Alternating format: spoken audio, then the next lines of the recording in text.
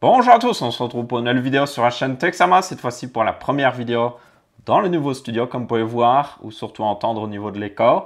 Ce sera traité au fur et à mesure, par le rajout de meubles tout simplement qui vont remplir un petit peu et empêcher l'écho de juste se refléter partout parce que la plupart des murs sont vides pour le moment, donc tout à fait logique. Du coup, je voulais faire cette vidéo pour, premièrement, vous montrer un petit peu le studio, voir ce que vous en pensez.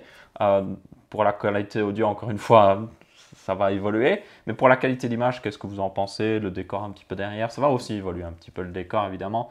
Plus tard, derrière, là, notamment, vous aurez mon PC qui sera sur son propre petit meuble. Donc, on le verra normalement à peu près dans toutes les vidéos Texama. Et puis, il y aura certainement d'autres trucs en background. Vous avez ma plaque YouTube, par exemple, de la chaîne principale, ce genre de choses. Peut-être, d'ailleurs, bientôt, une plaque YouTube 100 000 abonnés pour la chaîne Texama qui rejoindra l'autre juste en dessous. Ça pourrait être plutôt classe. Enfin bref, du coup, dans cette vidéo, on va parler de mon NAS. J'ai déjà un NAS qui est un NAS Synology. Si vous n'avez pas vu la première vidéo, c'est un NAS qui se débrouille. Mais le problème avec les NAS tout faits, c'est que ils sont faits pour une certaine chose et vous ne pouvez pas faire pour autre chose. Donc si vous voulez rajouter plus de disques, si vous avez plus de place, il n'y a plus de place, c'est fini. Si vous voulez faire tourner des trucs custom, vous ne pouvez pas, tout simplement. Donc j'ai pris pour projet de faire mon propre NAS. Donc ici, si vous n'avez pas vu la première vidéo, on est sur une plateforme en x99 avec un Xeon 2620 V2 si je me souviens bien. C'est un seeker, non V3 plutôt. C'est un seeker, bonne fréquence quand même, genre 2,68 GHz. Bon, c'est pas pour faire du gaming évidemment, mais c'est une bonne fréquence pour faire des tâches quand même qui requièrent un peu de puissance. C'est clairement overkill pour un NAS, mais je vais faire de la virtualisation et notamment surtout ce qui m'intéresse le plus, c'est réencoder mes vidéos que je, par exemple, enregistre avec cette caméra pour qu'elles soient beaucoup plus faciles à traiter dans un logiciel d'édition. Parce que des fois, c'est plutôt lourd.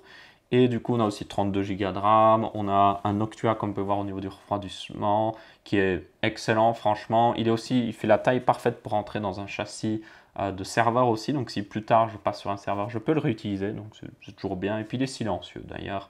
Je veux dire, il n'a pas grand chose à refroidir. La carte graphique, elle partira. C'est évidemment juste temporaire. Et le boîtier aussi, qui était assez important, parce que c'est un boîtier, comme vous pouvez voir, qui a énormément de baies pour les disques durs. C'est le P101 Silent de Antec. On l'avait déjà vu dans la première vidéo.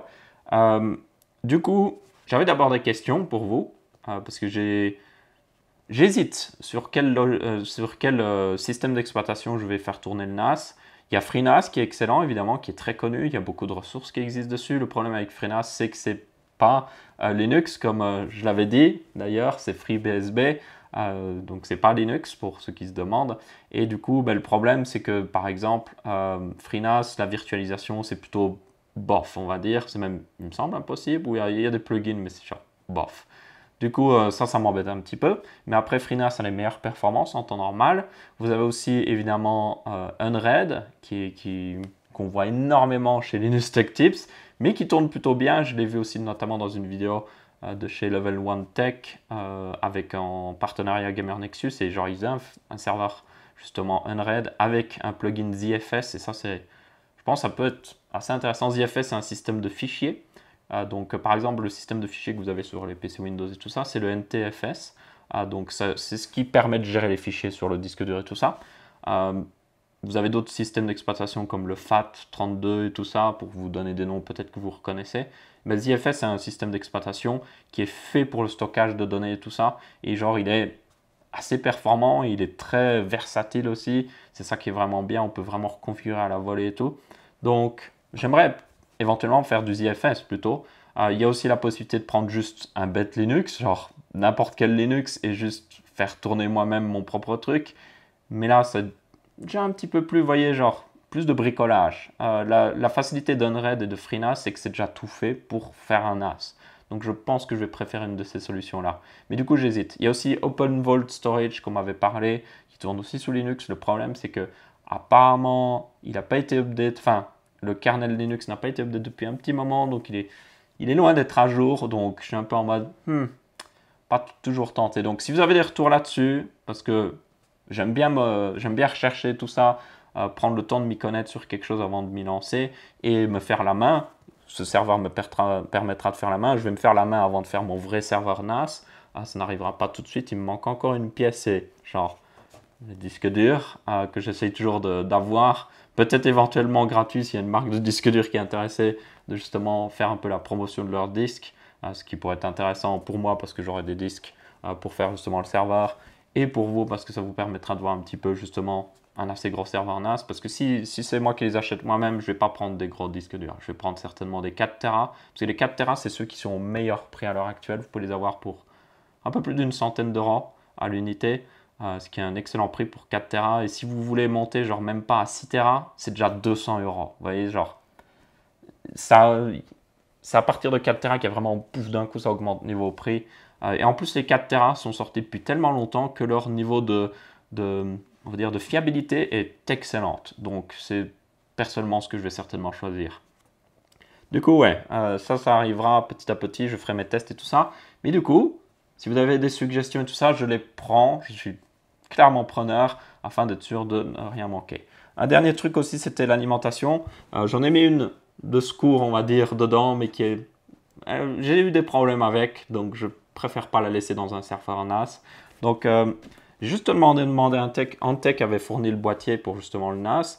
Et ben, j'étais en mode, hey, vous n'avez pas une alimentation qui irait bien plutôt avec aussi. Moi, je pensais peut-être à une alimentation certainement de 550 ou 650 watts. Et puis eux, ils étaient en mode, oh, on va juste passer une alimentation de 1000 watts. Et j'étais en mode, what? Enfin, watt, mais pas le watt, enfin bref.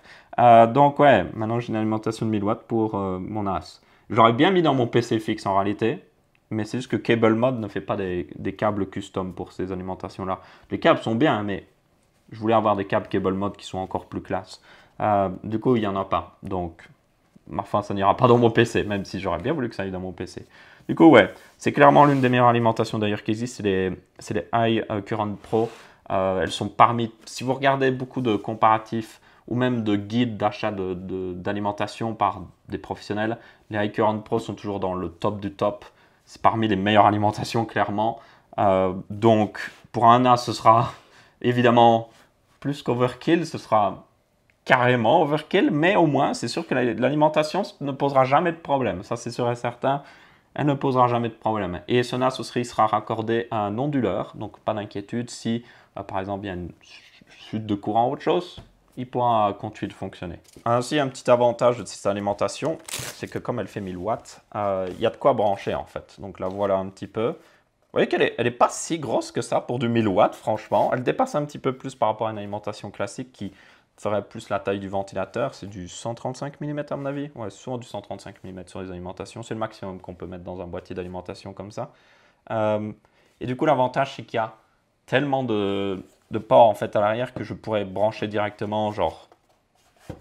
Déjà, de base, il y a de quoi brancher, il me semble, 8 disques durs de base dans les câbles fournis. Donc ça, c'est cool parce que j'ai justement 8B disponible. Et du coup, ben, là, je suis sûr de pouvoir connecter à peu près tout ce que je veux. Donc, un grand merci à Antec, même si c'est totalement overkill.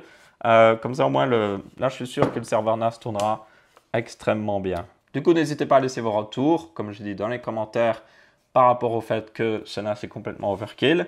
Ça, il y en aura encore. Encore une fois, je vais faire de la virtualisation. J'ai besoin d'encoder des vidéos. C'est plutôt lourd. Je vais peut-être certainement mettre une carte graphique NVIDIA avec le nouveau encodeur NVIDIA. Je n'ai pas besoin de la meilleure carte graphique NVIDIA. Normalement, la 1650 Super est la plus petite. C'est loin d'être une petite carte, hein, on va être honnête. Mais c'est la plus petite avec le nouveau encodeur NVIDIA qui me permettrait d'encoder les vidéos assez vite. Ou sinon, j'ai le processeur. Ça marche aussi. Il suffit que je dise encode pendant la nuit. Hop, c'est nickel. Je drop tout la soirée et puis c'est bon. Dans tous les cas, si vous avez des retours par rapport à quel système d'exploitation utiliser, si vous avez des retours aussi sur ZFS, si vous y connaissez un petit peu, j'ai déjà regardé pas mal de contenu, mais peut-être que vous avez justement votre avis aussi là-dessus. En tout cas, beaucoup de gens semblent dire que c'est clairement vers là qu'il faut s'orienter, vu que c'est plutôt bien foutu. Mais bon, dans tous les cas, merci à tous d'avoir regardé cette vidéo. J'espère que vous avez bien apprécié cette première vidéo dans le nouveau studio, malgré l'écho et le fait que je sois malade aussi. Et on se retrouvera pour une prochaine vidéo. Ciao, ciao!